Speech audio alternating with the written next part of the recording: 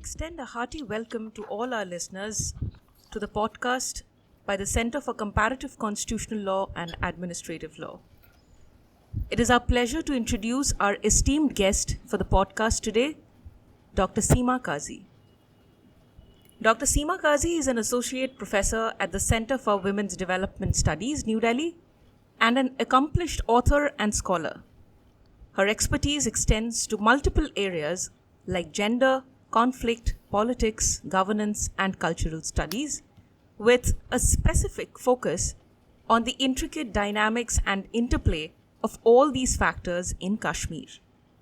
As an influential academic, Dr. Kazi's work is essentially transformative, shedding light on the challenges faced by women in conflict zones and offering innovative solutions. We are absolutely honored to have her with us today. We welcome you, ma'am. Thank you, Sayantani. I hope I'm pronouncing that Yes, correctly. ma'am. Right, ma'am. Yes, you are. And thank you to CALJ, the journal, which has invited me. And I'm very happy to be part of this conversation. Thank you so much, ma'am. We are today taking up a very, very significant piece of literature that Dr. Kazi has penned. And the paper reads as Women, Gender Politics and Resistance in Kashmir.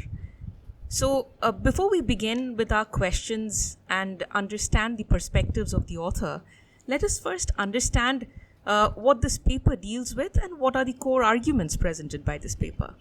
So this paper delves into the situation of Kashmiri women and the underlying gender dynamics related to the revocation of Article 370 in Kashmir on August 5th, 2019. So one of the reasons that was advanced by the government for this action was to restore property rights for Kashmiri women. Now, interestingly, most discussions and analysis primarily focus on the political consequences of the revocation. These discussions often disregard the perspectives of Kashmiri women regarding the revocation, the government's use of women's rights as justification, or the impact on women's rights and experiences following the revocation. Now, this paper has been structured in 3 parts, and towards the beginning, the article provides a brief overview of the role that is played by Kashmiri women in the Kashmiri struggle. And it then goes on to compare the state's assertion as a defender of Kashmiri women's property rights with the actual legal and factual status of women's property rights in Kashmir before the revocation. Subsequently, the article also goes on to highlight the gendered and misogynistic undertones that are present in the nationalist rhetoric that emerged after the revocation. And it emphasizes the alignment between the hyper-nationalist, male-centric claims to Kashmir's territory and their claims to control over Kashmiri women's bodies. This aspect represents the gender-based facet of the Indian state's strategy of colonial and ethnic dominance in Kashmir. And finally, the paper utilizes the local Kashmiri reporting to shed light on the views, personal experiences, and collective resistance of Kashmiri women. Now, we would like to begin with the questions that we have prepared for our esteemed speaker today. So, Dr. Kazi, in your paper, you have highlighted how the methods of repression in Kashmir became gendered and sexualized over time in a bid to repress rebellion.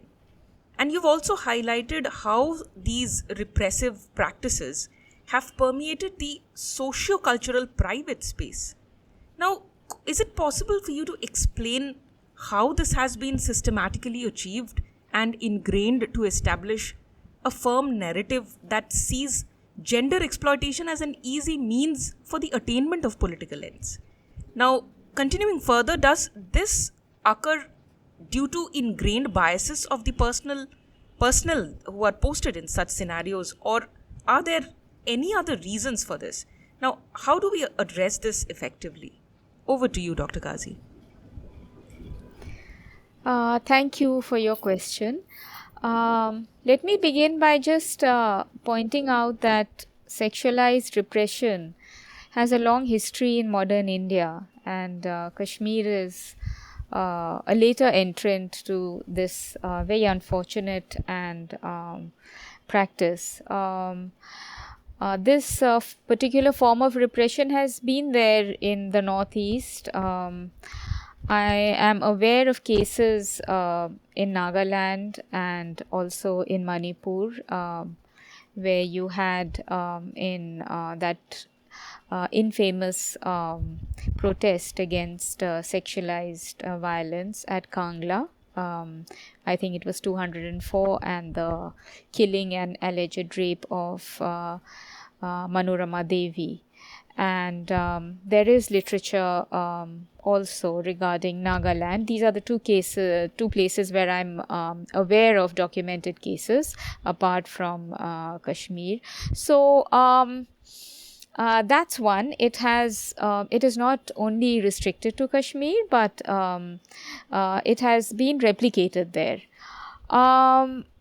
Also, one of the things which I think all of us and everyone who's concerned about this particular practice wherever it might be, and in this case in Kashmir, is that it's a violation of the distinction between the civil and the military, which is part of the constitutional compact in India, that the military is there for military purposes. And of course, there's this clause, the constitutional clause, saying that the military can aid the civil authority. But that aid has unfortunately many times ended in intervention and the displacement of civil authority. And that's really what's happened in these regions, including Kashmir.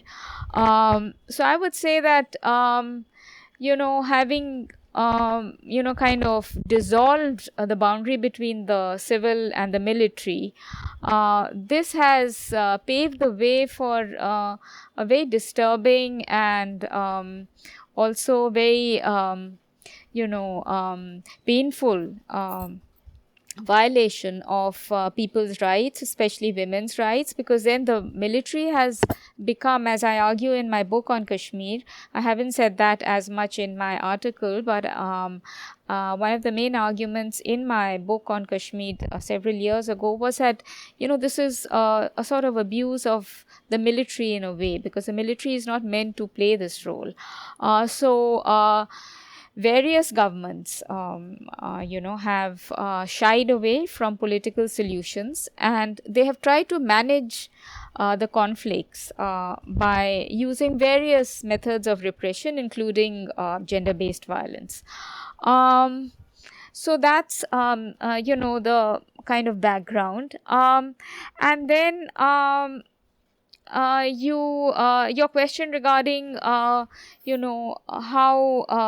it has established a firm narrative. The narrative is that this is unfortunate kind of collateral damage, if you might term it that way. It's an unfortunate outcome of conflict, and it's just secondary to the larger conflict over territory, and it's a conflict, it's a very male conflict involving men and the security forces. Now, of course, a gender analysis kind of challenges that, but what I really want to say is that this particular violence has very kind of devastating impact on local communities, because what it does is that it pits highly militarized state-backed masculinity against a local masculinity, which is of course no match for the former. And as a result of that, there's a displacement of local male authority, and that results in greater male control over women. And in my research, there is evidence to suggest that women kind of are surveilled more, they are controlled more. So it has cultural effects, and these effects are very invasive, and they're not very visible, but they are there. And So, what I would say is that this particular method is, of course, completely unacceptable. It is also extra legal, and it should not be there at all. And I just feel that if we have to end this, I think the politicians, whichever regime might be in power, should take responsibility for politics and work towards conflict resolution instead of conflict management through the use, or rather the misuse, of the security forces. I would also like to add that this particular method is, as one of the reports on Kashmir, and I think that it's also been there in other independent reports. It's a practice to, inflict humiliation on an individual, community, and family level.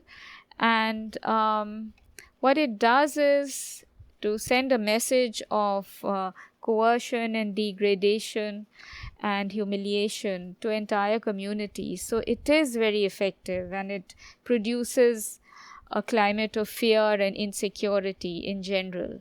So it's an extremely kind of invasive and very effective strategy. But at the same time, it is not at all in keeping with a democracy. And so I think that this practice could be possibly, eradicated or stopped if, a political process, wherever there are conflict zones, I mean, Kashmir is just one of them, can be initiated with an inclusive process of dialogue and work towards acceptable solution. Right. Professor, you have highlighted an image of the Kashmiri women fighting bravely as at Lal Chowk or post 2010, even at the Pulwama Degree College. Now, there exists an image where these women are the sole breadwinners in the wake of the mysterious disappearances of their fathers, brothers, or even husbands. Now, though vulnerable and they are preyed upon, they exemplify the strength of the highest order. Now, on the other hand, there also exists an image of Kashmiri women as being, as I quote, perennial victims of an Islamist, militarist patriarchy lacking socio political understanding. Now, even the media showcases them as passive victims of men and political violence. Now, why, according to you, does the media depict these women as helpless victims? And do you think that this portrayal kind of aligns with the institutional agendas of shaping a narrative that conditions the public to perceive these women as lacking agency and being so vulnerable that it may not be deemed necessary to consider their views, resulting, let's say, in a situation exactly like the present one, where the opinion of these women as stakeholders has not been taken into consideration? Yeah, I think it's an important question. But before answering it, I just want to flag the general point that in India, unfortunately, and I'm talking of modern India here, there has been this progressively kind of strengthening construct of the ethnic other. And this is particularly the case in the borderlands, in the peripheral regions, where there are ethnic minorities which are very different, in terms of ethnicity and culture and language, and even, geographically remote, etc. So this construct of the other, the different other, has been really something very, very worrying and unfortunate in dominant discourse.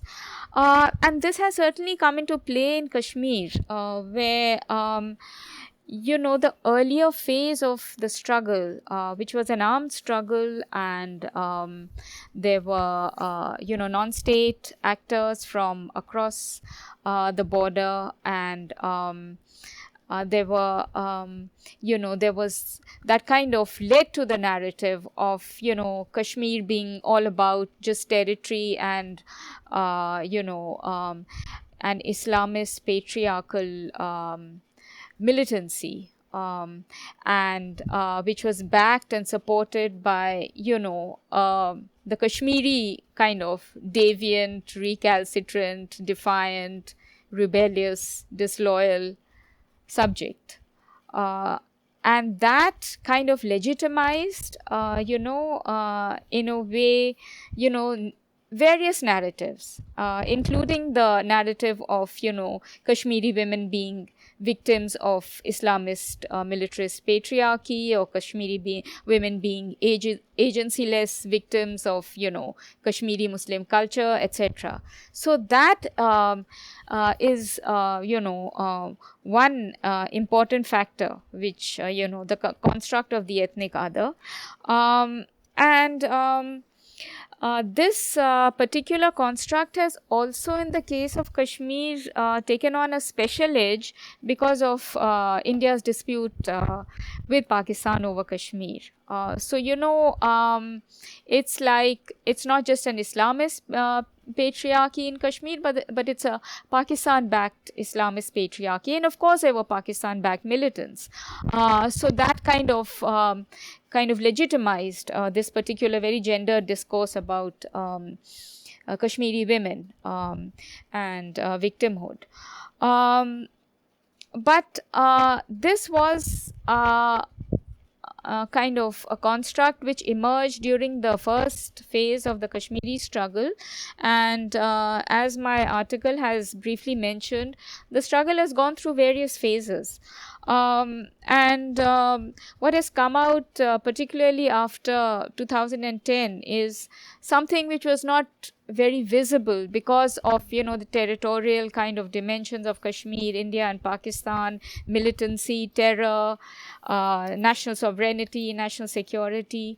But after the mass protests, and these were peaceful mass protests, which were there after 2010, it kind of highlighted the basic fact that Kashmir is about people and it is about justice. Of course, every struggle has its difficult moments where which bring discredit and to it, and moments which are have been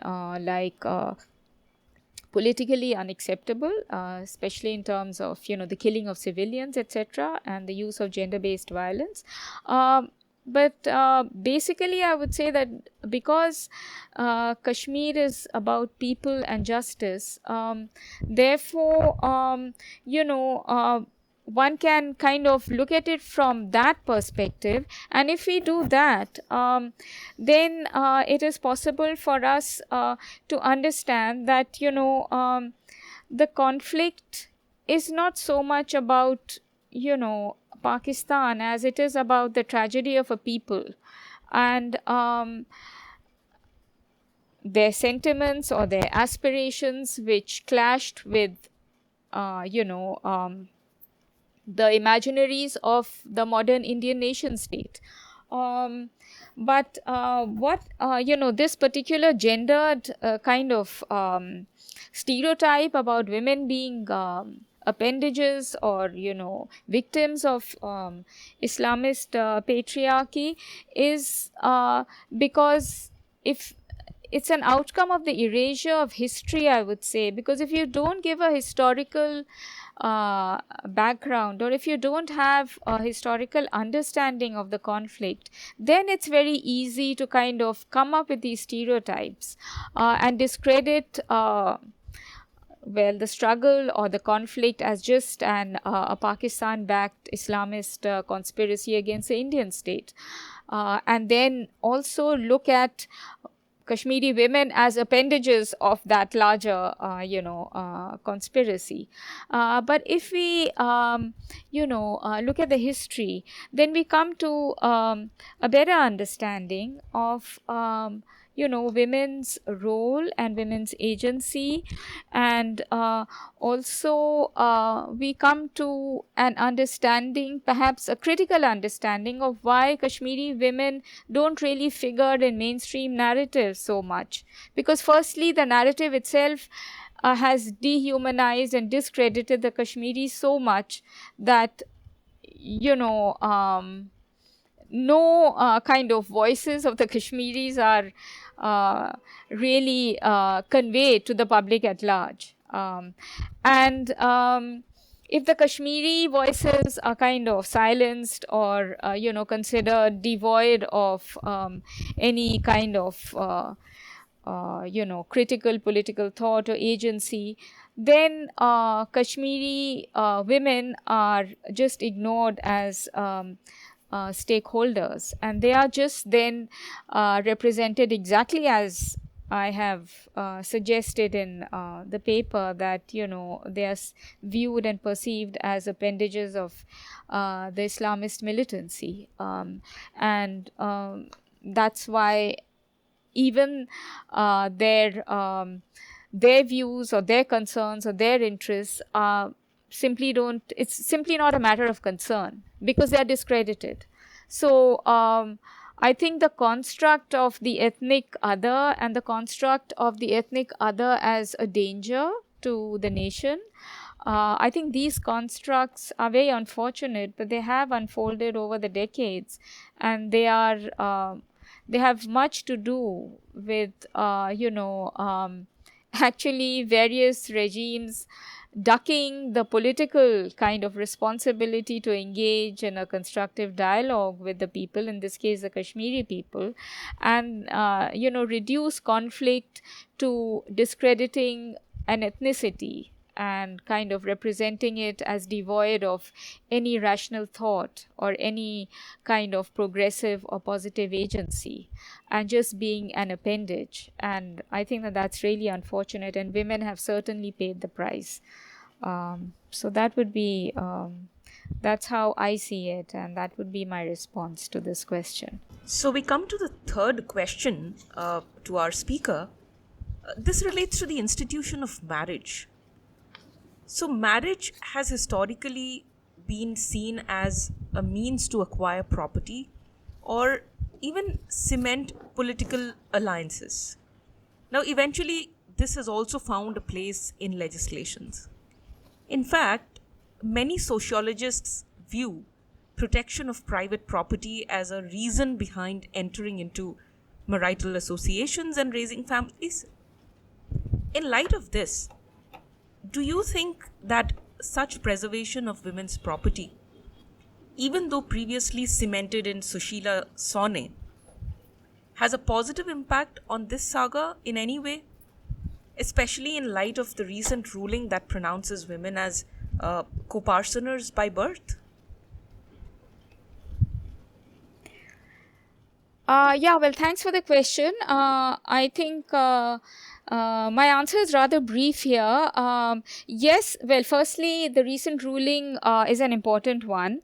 But what the Kashmiris have argued, and what the Kashmiri women definitely have argued particularly, is that the Sushila Sani case was already there before, this particular ruling in the mainland. And they look at that, and they kind of use it to contest the argument of gender and defending Kashmiri women's property rights in Kashmir, where they rightfully feel that, there was already an equal right to property to women, to Kashmiri women, even those who had married non-Kashmiris, because that was the contentious part of the whole thing.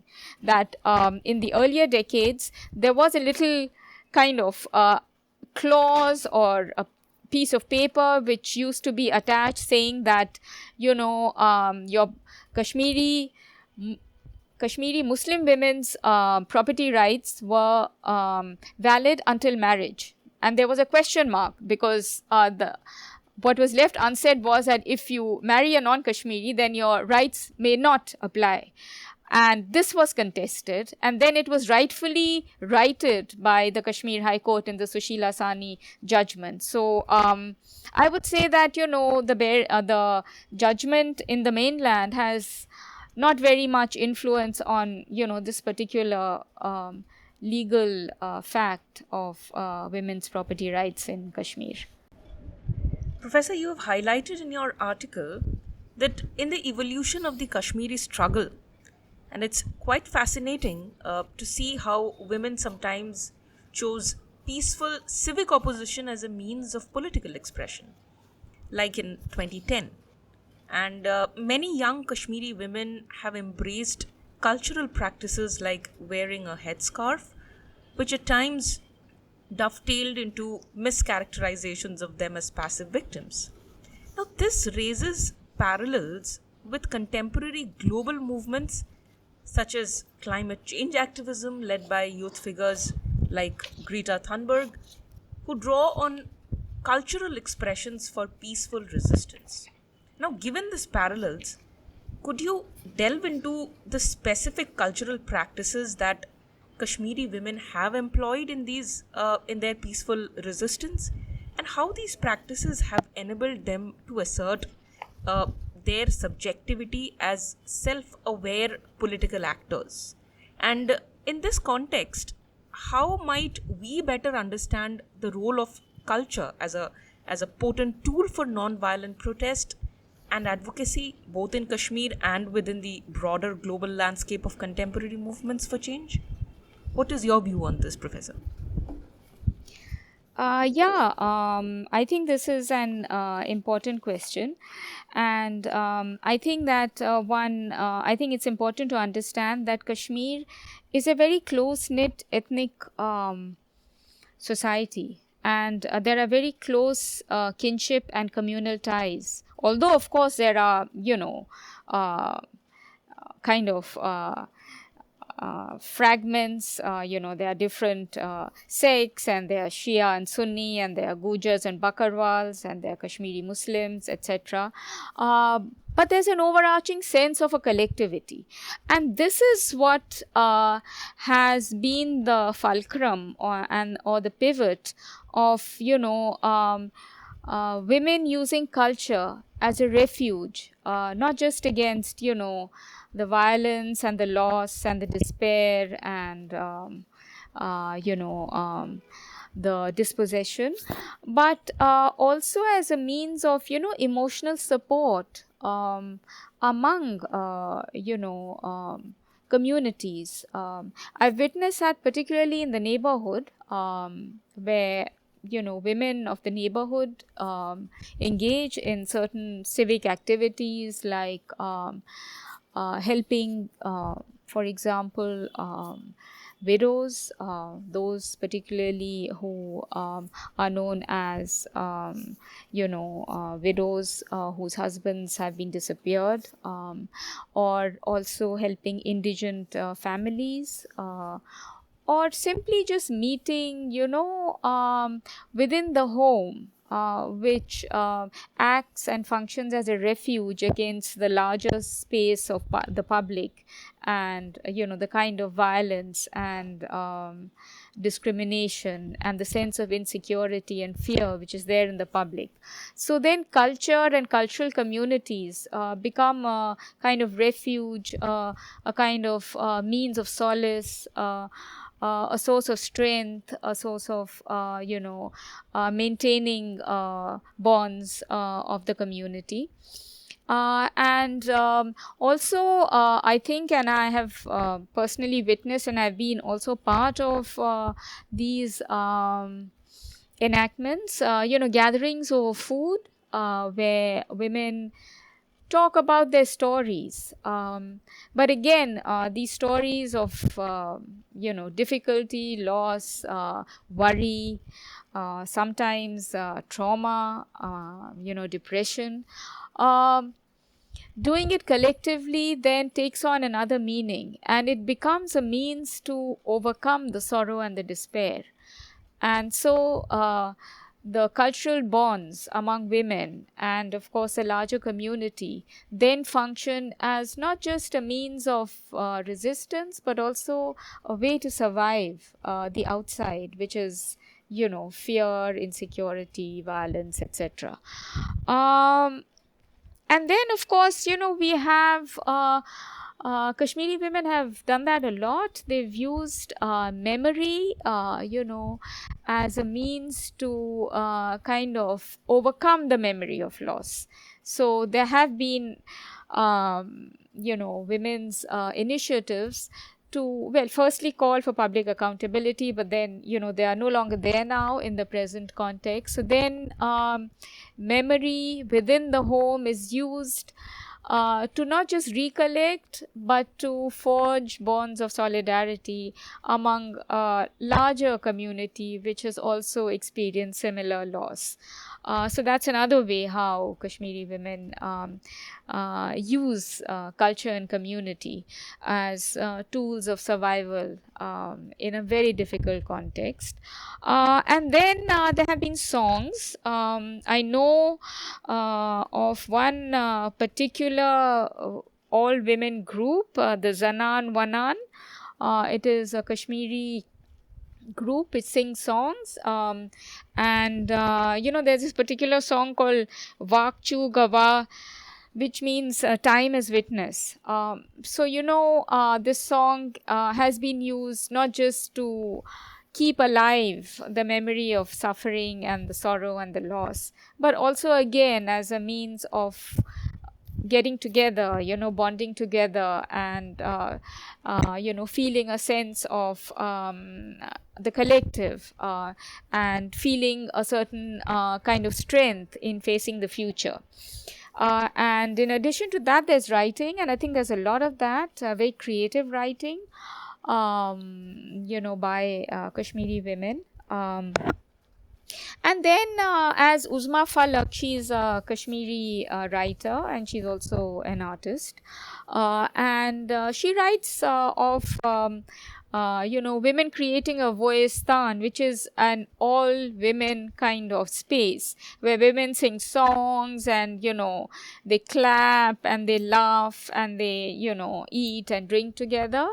And that becomes again a source of overcoming the paralysis, the pain, and the uncertainty.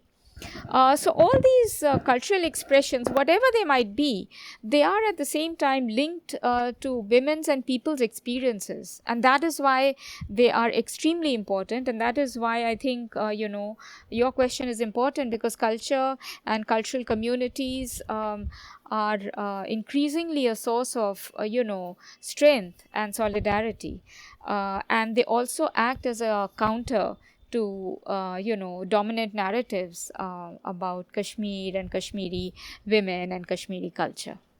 Also, I would like to add that which I wanted to earlier, but it slipped my mind, that this constant reiteration of the past, memory and history and experience, it is a way also to kind of craft and keep the struggle for justice going. And I think that's also very kind of important, because it kind of links the cultural and the political spheres, and they intersect with gender. And these are just, of course, women's voices and women's kind of gatherings. I want to end by saying that I'm rather ignorant about other cultural contexts, but I imagine women's expression of, subjectivities of loss and pain and suffering are on similar lines in other parts of the world, including South Asia. So you place a firm emphasis on the resistance by Kashmiri women acting as the foreground for moral questions regarding safety, justice, and equal opportunities. Now, all of this would be based on certain sense of shared destiny. Now, seeing the continued oppression and militarization affecting this struggle, how long do you think it will be sustained, even if just as a symbol? And how do you think the movement shall evolve in order for the spirit to endure? And if I may ask that in your experience and on ground gathering of data, what challenges do you suppose the movement would face, and any ways that you would like to recommend to overcome the same? This question is interesting and also important. I'm not sure whether I can answer it in totality, but I will try. To begin with, I think that it's important to recognize the importance of ethnicity. And I don't mean ethnicity in the very kind of looking at the blood lineage, but I kind of understand ethnicity, and this is particularly definitely the case in Kashmir and other ethnic borderlands in India. There is a sense of a collective sense of identity, a shared history, a memory of shared history, and a more recent memory of violence and loss, and also importantly a shared aspiration for a different future, whatever that might be, from the present very sad future. So that's one. And you talk about, you've mentioned women, Kashmiri women raise moral questions of safety and justice. So that's more or less, how they view their future. I would say that, it's not really a question of equal opportunities for them, but it's certainly a question of, a different future where they will have the agency to kind of determine what kind of political, social, and economic life they wish to have. And in answer to the second question, how long it may take for the movement to sustain. The movement has, at present, especially after August 5th, 2019, the movement has certainly been silenced, and it has been kind of erased in a way. The bodies have disappeared, the protesting bodies, including women's bodies. Words have been erased, and, the space of civil society simply does not, unfortunately, exist any longer. It's really, I'm not a political scientist, so I don't know whether how long this kind of sentiment may or may not last. But given my readings of other movements and movements for justice and movements for peace, I think that, it's really up to the people. And I think there is a sentiment against a present unconscionable status quo. That is definitely there.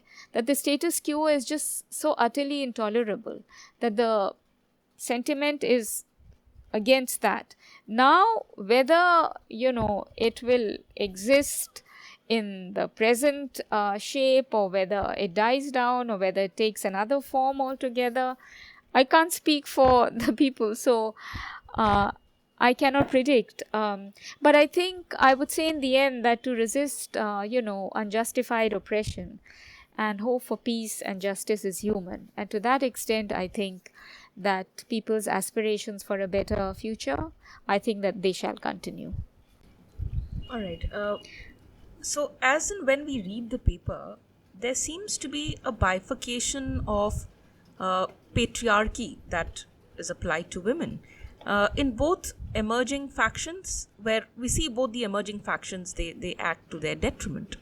Now, you have cited examples of women being treated as just collateral and agency-less victims of marginalization, downplaying their position as people genuinely affected by violence, and also how they are subjected to violence in the form of, let's say, murder, blinding, and harassment should they choose to join men in public protests.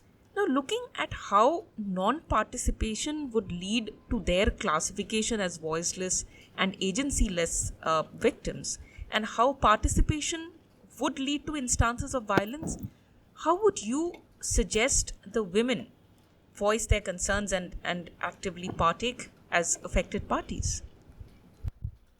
Yes, I think as we discussed earlier, women have been kind of perceived as just victims and passive victims of marginalization, and they have, of course, suffered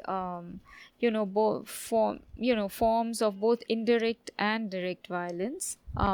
Indirect violence in the form of the dead or the disappeared male kin, and direct violence in the case of the targeting of female bodies. But I think that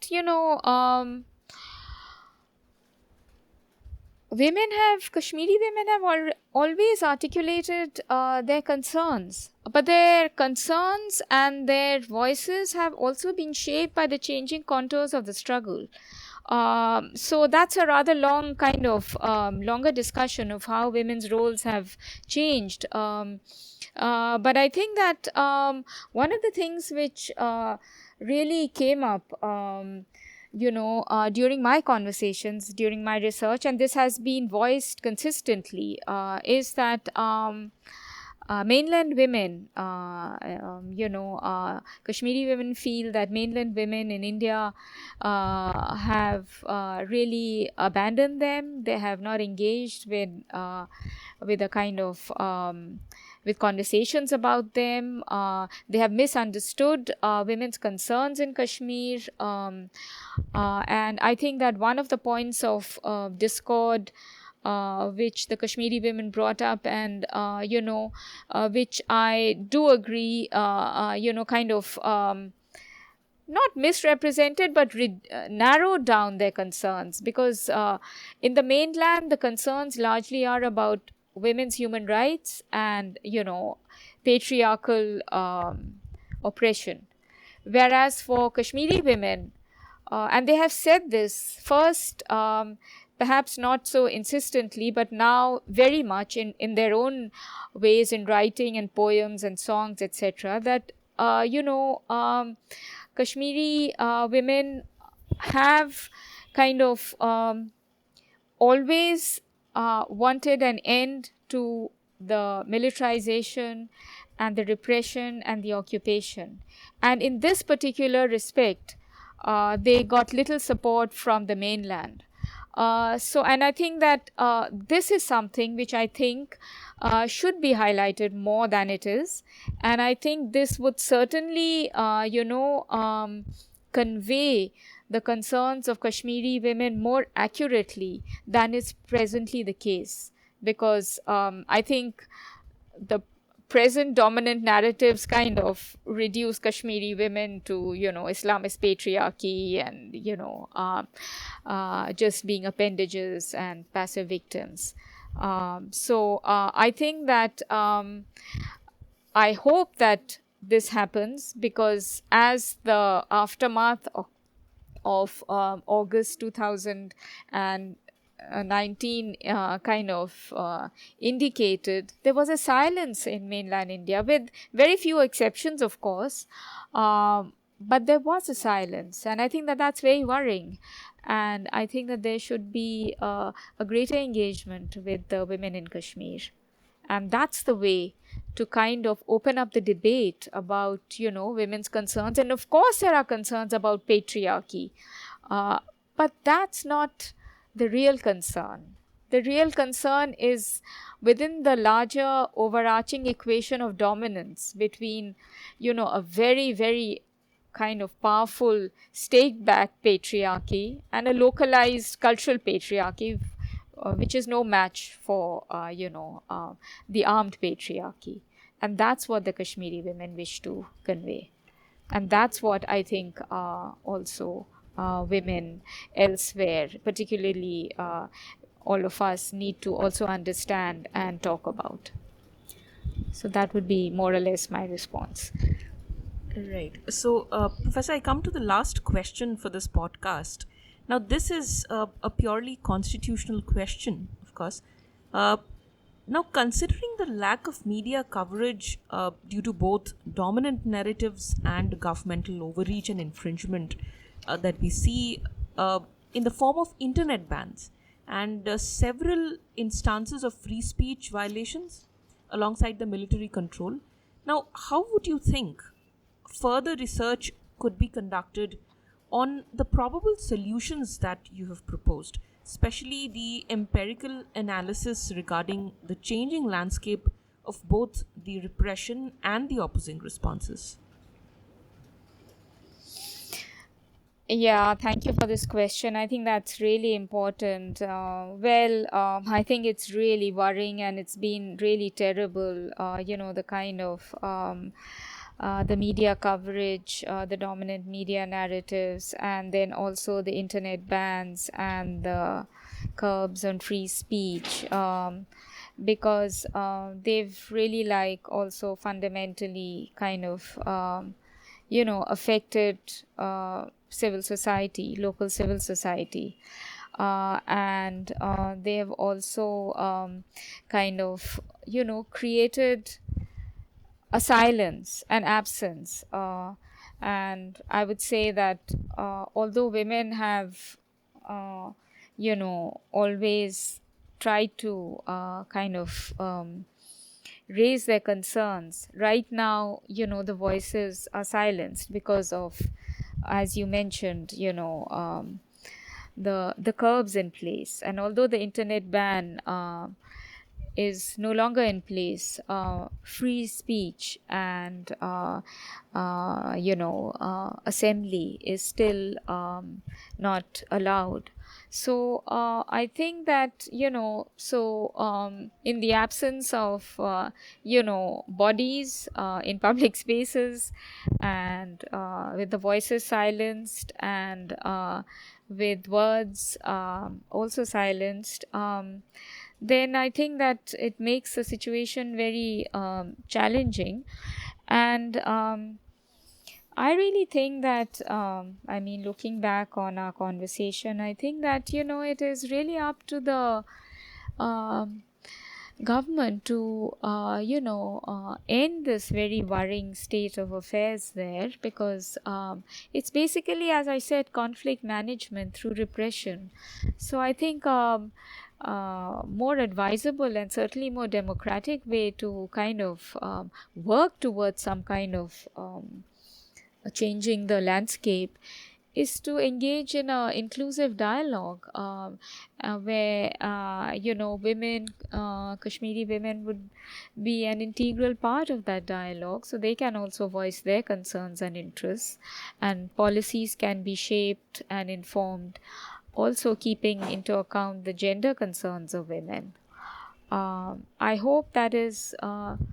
I think that's the only cause. There is no other cause, apart from dialogue. And I hope that that happens very soon. All right. So we come to the end of today's podcast, and we are extremely thankful to Professor Kazi for this fantastic piece, which I strongly believe to be a timely and a significant contribution to the ongoing discourse on gender conflict and politics in Kashmir. And also, we could see that this literature, it kind of highlights the need for a more nuanced understanding of the gendered dimensions of conflict and resistance. So thank you so much, Professor Kazi, for the significant questions that you left us with, and I'm sure our listeners have gathered the interest, the much needed interest, and they are definitely going to pursue their research and their quest to unearth several related questions with regard to what you have discussed today. So once again, thank you so much, Dr. Kazi, for gracing us, and we look forward to hosting you really soon at the NLUJ campus. Thank you very much, Sayantani, and thank you also to the journal and to all colleagues who helped have this conversation. I hope you found it useful, and I look forward to future conversations. Thank you very much. Thank you so much.